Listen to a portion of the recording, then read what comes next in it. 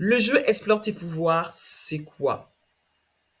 C'est un jeu de cartes, un outil avant tout, qui aide à mettre en lumière, mettre en mots les atouts, les forces et les ressources de chacun. Ensuite, on imagine comment utiliser ces atouts, forces et ressources dans la vie en général et dans un projet professionnel en particulier. Puis, grâce aux défis du jeu, on va avancer étape par étape dans la réalisation de son projet. Et la finalité du jeu est d'utiliser ses atouts pour atteindre ses objectifs, ce qui va favoriser cohérence, motivation, sens et épanouissement.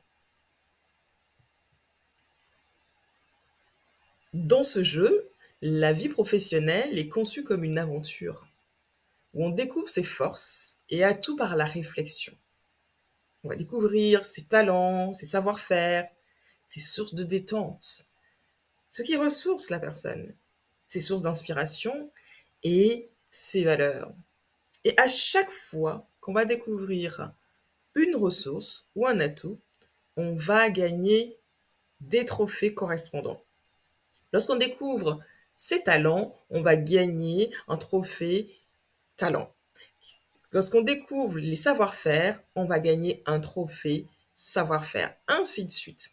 Et cela, les trophées permettent d'ancrer ce qu'on a retenu de l'aventure, de les synthétiser de façon à les réutiliser pour un pitch, pour un entretien. Et surtout, ces trophées représentent les cartes que la personne a en main pour son projet professionnel. Et puis, riche de ces trophées, riche de ces découvertes, la personne peut réaliser des défis encourageants et stimulants. Ces défis sont des cartes qui vont l'aider étape par étape à avancer de manière structurée et dynamisante dans son projet. Le contenu du jeu. Le jeu Explore tes pouvoirs est un jeu de cartes, donc euh, les thèmes pouvoir sont les cartes qui vont aider à identifier les ressources, atouts, compétences de la personne. On a les talents, donc 5 cartes talents qui vont permettre de réfléchir aux talents de la personne. Ensuite, 5 cartes savoir-faire, 5 cartes sources de détente, 5 cartes sources d'inspiration et 5 cartes valeurs. Chacune de ces 5 cartes aide à identifier un atout, une compétence ou une ressource de la personne. Je reviendrai dans la partie les 5 pouvoirs pour détailler ce que c'est que les talents, ce que c'est que les savoir-faire, ce que c'est que les sources d'inspiration, les sources de détente et les valeurs.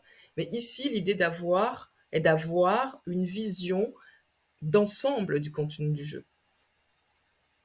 Ensuite, euh, à chaque fois qu'on identifie euh, un pouvoir, on gagne des trophées, comme je l'avais expliqué, et ces trophées correspondent à chaque thème. Donc on a les trophées talent, savoir-faire, source de détente, source d'inspiration et valeur.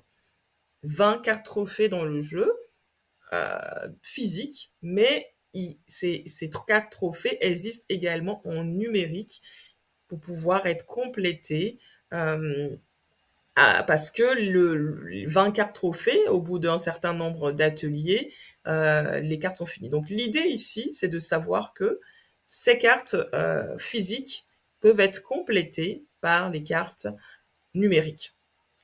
5 cartes guides. Les 5 cartes guides permettent aux accompagnants d'approfondir les 4 pouvoirs, de questionner, d'apporter des éléments complémentaires pour approfondir les cartes pouvoir. Ensuite, il y a les 35 cartes défis. Important, l'action après la réflexion. Agir pour pouvoir utiliser ses forces, pour pouvoir réaliser ses projets. Donc, les cartes défis sont là pour encourager à l'action, mais également encourager à se ressourcer, à reprendre des forces pour avancer dans son projet. Et à la fin, les règles du jeu sont là pour rappeler justement comment jouer. Quelques utilisations du jeu. Le jeu Explore tes pouvoirs s'utilise en accompagnement individuel, hein, mais aussi en groupe. Les accompagnements individuels de type bilan de compétences, bilan d'orientation, bilan de carrière, coaching carrière également. Aujourd'hui, il y a une trentaine de coachs qui utilisent le jeu. Et en accompagnement collectif, c'est plutôt en petits groupes. Et l'idéal, c'est d'avoir voilà, 4 personnes plus le coach ou l'accompagnant, donc 5 personnes, parce que ça va favoriser, il y a beaucoup de partage dans le jeu. Donc l'idée, c'est que les personnes puissent s'exprimer avec facilité. Et si vous avez un groupe plus nombreux, bah, le plus simple, c'est de les diviser en plusieurs petits groupes. Le jeu Explore tes pouvoirs s'utilise également en auto-coaching pour réfléchir à son rythme et aussi rester motivé et s'encourager. Aujourd'hui encore, je l'utilise moi-même pour réfléchir à la recherche de solutions, prendre du recul. Il y a d'autres idées aussi qu'on peut expérimenter, le team building, ou pour faire connaissance en début d'un séminaire, par exemple. L'idée a été émise, hein, j'attends des retours pour voir ce que ça va donner.